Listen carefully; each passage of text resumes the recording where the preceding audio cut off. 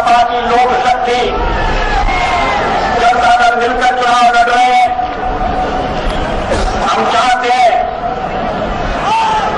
कि ये गठबंधन सफल हो।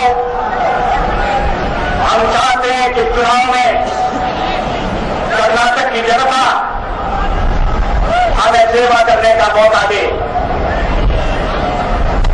ಈಗ देश अभी आपने हमारी लोकसभा की प्रत्याशी श्रीमती सुषमा स्वराज को सुना।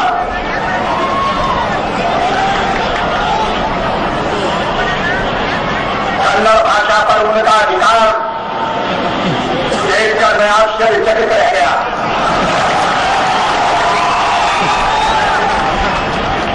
मुझे कहें कहीं कर्नाटकवासी उन्हें अपने यहां न रख लें, दिल्ली जाने से मना करें,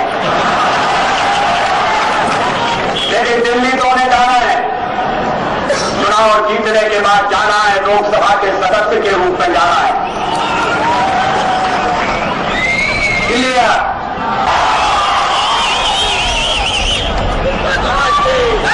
श्रीमती सुषमा स्वराज लोकसभा का चुनाव लड़ना नहीं चाहती। उन्होंने चुनाव लड़ने से मना किया था। उन्होंने कहा था कि मैं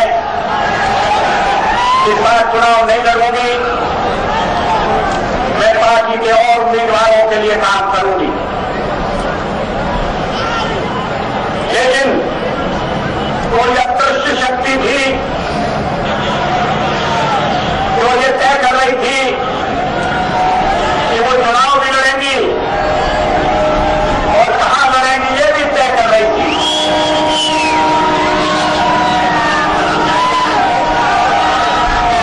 श्रीमती सुषमा स्वराज रेल लाइन से लड़े और यहां से विजय प्राप्त करें, इसके पीछे कोई अदृश्य हाथ दिखाई देता है, इसके पीछे कोई दैवी शक्ति दिखाई देती है। और इसलिए आज वो आपके बीच में हमारी प्रत्याशी के रूप में उपस्थित है। श्रीमती सुषमा स्वराज नमಗೆಲ್ಲ ಹೇಳಿದ್ರು ಈ ಬಾರಿಯ ಚುನಾವಣೆ श्रीमती सोनिया गांधी कहीं से भी चुनाव लड़े, किसी को आपत्ति नहीं हो सकती, किसी को ऐतराज नहीं हो सकता। लेकिन रेल लाइन आने के लिए उन्हें 2 इंच में आने की जरूरत नहीं थी। ये स्वतंत्र देश है, लोकतंत्रवादी देश है, यहां रात के अंधेरे में काम नहीं होना चाहिए।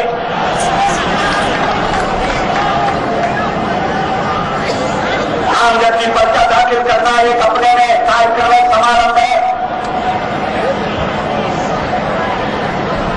श्रीमती सोनिया गांधी दिन के उजाले में आ सकती थी, उससे सुरक्षा के लिए बड़ी कठिनाई पैदा हो गई। सुरक्षा के प्रबंध को भी सूचित नहीं किया गया कि श्रीमती सोनिया गांधी बेलारी जा रही है। उनके साथ कोई रक्षा करने वाला नहीं था, हिफाजत करने वाला नहीं था, देखरेख करने वाला नहीं था। ये सरकार के लिए बड़ी मुसीबत की बात हुई, ऐसा नहीं होना चाहिए था। श्रीमती सोनिया गांधी प्रधानमंत्री न बने, ये आवाज सबसे पहले कांग्रेस पार्टी के बीच में से उठी, उनके घर में से उठी। श्रीमती सोनिया गांधी और प्रधानमंत्री ಆಗಬೇಕು ಅಂತಕ್ಕಂಥ विषय पार्टी के जो लोकसभा में नेता है श्री शरद पवार, उन्होंने ये मांग उठाई, जो कांग्रेस की तरफ से लोकसभा के अध्यक्ष रह चुके हैं। कल ये श्री संगमा, उनकी ओर से ये आवाज उठाई गई। श्री तारिक अनवर ने ये आवाज उठाई। ये सब कांग्रेस के थे, इन्होंने आवाज उठाई कि विदेशी मूल का कोई व्यक्ति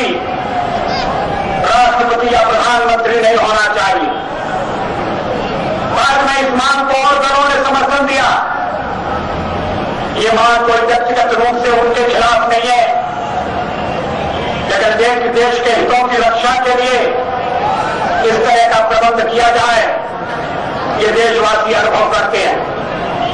लोग सवेली विदेशी मूल के होने के अलावा किसको कितना अनुभव है, ये भी एक महत्वपूर्ण पहलू है जिसको ध्यान में रखा जाना चाहिए। विदेशी मूल मात्रा, मैंने आपको कहा कि मैं तो 40 साल विरोधी दल में रहा हूं, मैंने कभी विरोध के लिए विरोध नहीं किया, रचनात्मक विरोध किया, विधायक विरोध किया, और धीरे धीरे सीढ़ी दर सीढ़ी चढ़ते चढ़ते आज मैं इस स्थिति में पहुंचा हूं। मानो आज के जीवन में हमारे 13 महीने के शासन में ये भविष्यवाणियां की गई थी कि हम सरकार में आएंगे तो उपद्रव हो जाएंगे, दंगे होंगे। कोई दंगा नहीं हुआ, कोई सांप्रदायिक उपद्रव नहीं हुआ। लड़ाई के दौरान भी सारे देश में शांति रही, भाईचारे का वातावरण रहा। अनुभव घटनाएं चिंता का विषय है, उन्हें सख्ती से रोकने की आवश्यकता है। आजादी के 50 साल बाद भी हम सामाजिक न्याय नहीं ला सके, इसका हमें अफसोस है। मगर अगर दोबारा हमें सेवा करने का मौका मिलेगा तो हम इस दिशा में प्रगति करके दिखाएंगे, ये आपको विश्वास दिलाना चाहते हैं। ये देश सर्वधर्म संभाव में विश्वास करता है। यहां जगत गुरु विश्वेश्वरैया जैसे महापुरुष हुए जिन्होंने समता का संदेश दिया, जिन्होंने एकता का पाठ पढ़ाया। भारत में एक धर्म मानने वाले, सब धर्मों का विकास हो, सब धर्मावलंबी सुरक्षित रहे, सुखी रहे, ये हमारी संस्कृति है, ये हमारी परंपरा है। हमारी सरकार ने 13 महीने में इस बात की ओर पूरा ध्यान दिया है। हम चाहते हैं कि महिलाओं को और अधिक शक्ति संपन्न किया जाए, उन्हें सत्ता में भागीदार बनाया जाए। हम चाहते थे कि लोकसभा में ऐसा विधेयक पास हो जिसके अंतर्गत विधानसभा में और लोकसभा में महिलाओं के लिए स्थान रिजर्व किए जा सके, सीट सुरक्षित की जा सके। लेकिन कुछ पार्टियों के विरोध के कारण ऐसा नहीं हो सका। हमने अपने घोषणा पत्र में इस बात को फिर से दोहराया है और हम आपको आश्वासन देना चाहते हैं, अगर केंद्र में हमारी सरकार बनी और बनेगी ऐसा निश्चित पर दिखाई देता है, तो फिर हम विधेयक लाकर 33% सीटें लोकसभा में और विधानसभा में महिलाओं के लिए, अपनी बहनों के लिए सुरक्षित रखेंगे। अब मैं अपना भाषण समाप्ति की ओर ले जाना चाहता हूं। माननीय श्रीमती सुषमा स्वराज जी ಅವರನ್ನು ಸೇರಿಸಿ ಬನ್ನಿ ನಾವೆಲ್ಲ ಹೋರಾಡಿ ಒಂದು ಸಮೃದ್ಧ ಸುಖಮಯ ಶಾಂತಿಮಯ ಮತ್ತು ಸಮತೆ ಮಮತೆ ಸಾಮಾಜಿಕ ನ್ಯಾಯ ನೆಲೆಸುವ ಭಾರತವನ್ನು ಕಟ್ಟೋಣ.